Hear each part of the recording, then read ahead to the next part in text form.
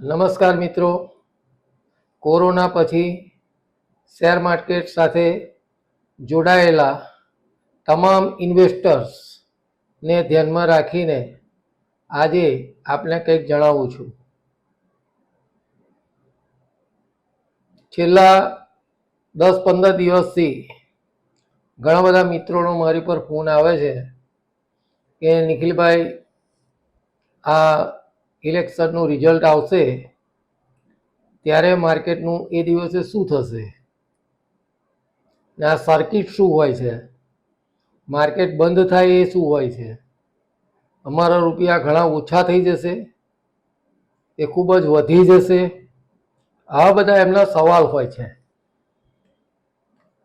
એટલે હું આજે આપને એ વિશે કંઈક સમજાવવા, માહિતી આપવા માંગુ છું. આપણે છેલ્લા 10 વર્ષની અંદર જોવા જઈએ કે આવી કોઈ પણ સારી કે કોઈ ખરાબ ઇવેન્ટ જ્યારે આવે ત્યારે શેર માર્કેટ પર તેની શું અસર થાય છે,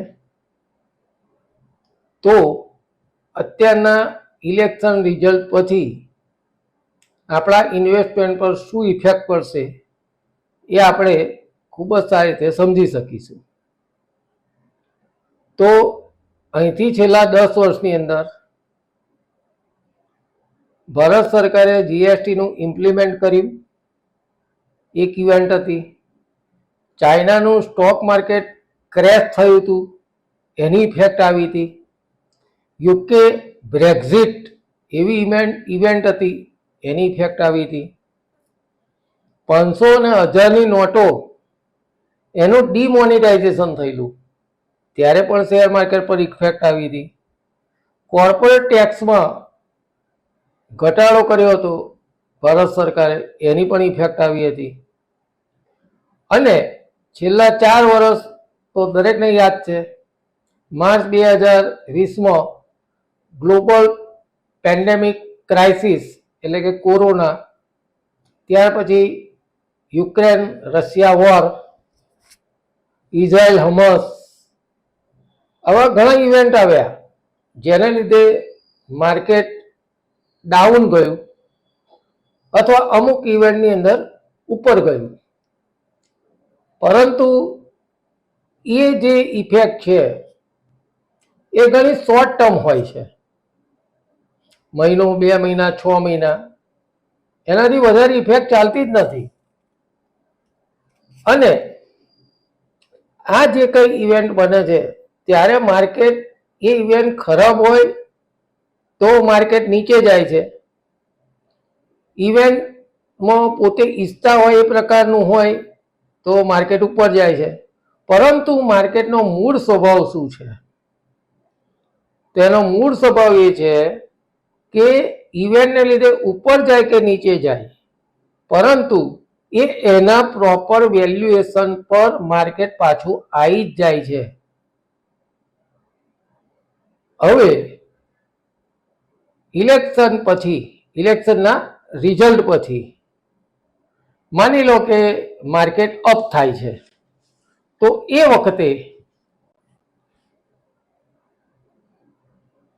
આપણે જે ઇન્વેસ્ટમેન્ટ કર્યું છે એમાં તો કોઈને પ્રશ્ન જ નહીં હોય. પરંતુ કોઈ કારણસર માર્કેટ નીચે ગયું, તો નીચે ગયેલું માર્કેટ પણ આવનારા 6 મહિનાની અંદર ઉપર આવશે. અને કોઈ કારણસર માર્કેટ ખૂબ જ ઉપર ગયું, 5%, 10%, તો પણ આવનારા 2-3 મહિના દરમિયાન અમુક લેવલ સુધી તો નીચે આવશે જ. કારણ કે જે તે ઇવેન્ટને લીધે થયેલું અપડાઉન ત્યાર પછીના સમયમાં એના વેલ્યુએશન સેટ થતાં એ રેગ્યુલર જ ચાલતું થઈ જતું હોય છે. હવે મેં આપને જે કીધું એમાં સારી ઇફેક્ટ કઈ અને ખરાબ કઈ, તો જે કોરોનાનો ટાઈમ હતો, Ukraine Russia war, Israel Hamas war, આ જે બધા ઇવેન્ટ હતા જેની અસર માર્કેટ પર નેગેટિવ થઈ, એનું કારણ શું છે? તો યુદ્ધને લીધે, કોરોનાના લીધે બિઝનેસ પર નેગેટિવ ઇફેક્ટ આવે અને એ નેગેટિવ ઇફેક્ટ એના પ્રોફિટ પર દેખાય અને એ પ્રોફિટ ડાઉન થવાથી બિઝનેસ ડાઉન કહેવાય અને માર્કેટ નીચે જાય. પરંતુ આવી કોઈ પણ ઇફેક્ટ જ્યારે જ્યારે બની ત્યારે તમે આ ગ્રાફમાં જુઓ, થોડા સમય પછી એ ઇફેક્ટને ભૂલાવીને માર્કેટ એના મૂળ સ્વભાવ મુજબ ઉપર જ ગયું છે. ભાજપ સિવાય કોઈ પણ પક્ષ સરકાર રચશે તો એનો અર્થ એવો નથી કે ભાજપ સરકારે કરેલા તમામ કામ અટકાવી દેવામાં આવશે.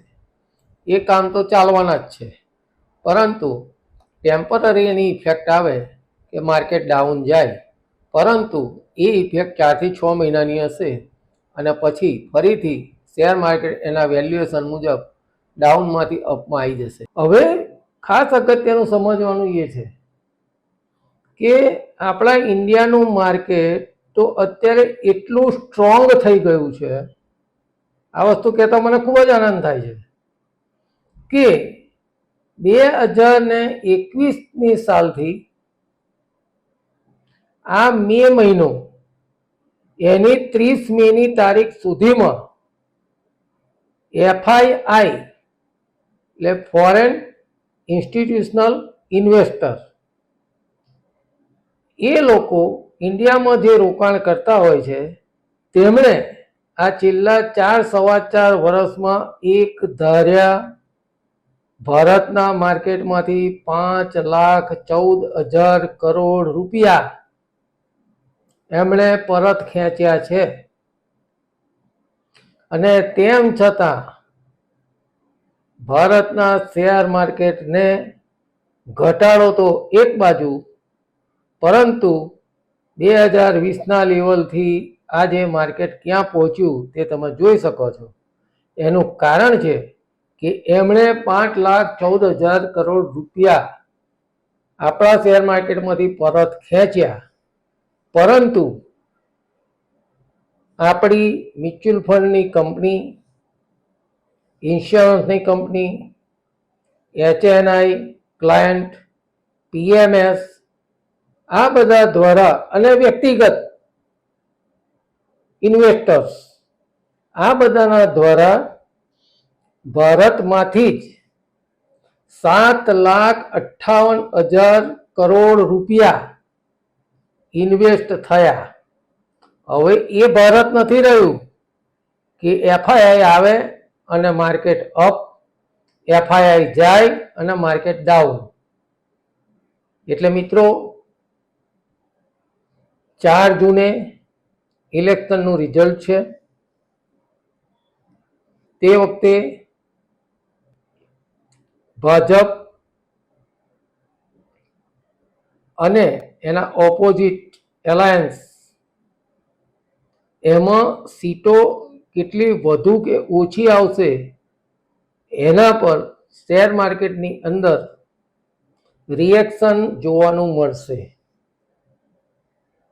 જો શેર માર્કેટ જે સીટ વિચારે છે એટલી અથવા એનાથી વધુ આવી તો માર્કેટ 5 થી 10% અહીંયાથી ઉપર જઈ શકે, અને જો ગણતરી જે ગણી છે શેર માર્કેટે એનાથી નીચે આવી તો 5 થી 7% ડાઉન પણ થઈ શકે. પરંતુ એ વસ્તુ ઇલેક્શનનું ફોરકાસ્ટ થશે એ પ્રમાણે માર્કેટ અપડાઉન દેખાડશે. એટલે અત્યારથી આપણે એના બાબતે કશું વિચારવાની જરૂર નથી. એ ઇફેક્ટ ટેમ્પરરી હશે.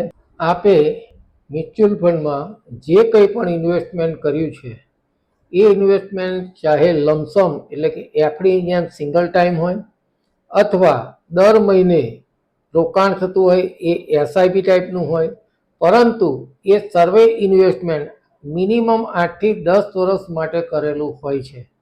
એટલે આવા ઇવેન્ટની એને કોઈ ઇફેક્ટ આપણે જોવાની હોતી નથી. આ વિડીયો મેં ફક્ત શેર માર્કેટ કે મ્યુચ્યુઅલ ફંડના ઇન્વેસ્ટમેન્ટ ઉપર ઇલેક્શનના રિઝલ્ટની કેવી અસર થાય છે અને માર્કેટ કેવું અપડાઉન થાય છે, પછી એની જગ્યા પર આવે છે, એ બાબતની માહિતી આપવા માટે જ આપેલો વિડીયો છે. આપને હું આશા રાખું છું કે આપને આ વિડીયો ગમ્યો હશે. આપ આ વિડીયોને લાઈક કરો, શેર કરો અને ચેનલને સબસ્ક્રાઈબ કરો. આપ સર્વેનો ખૂબ ખૂબ આભાર. Thank you very much.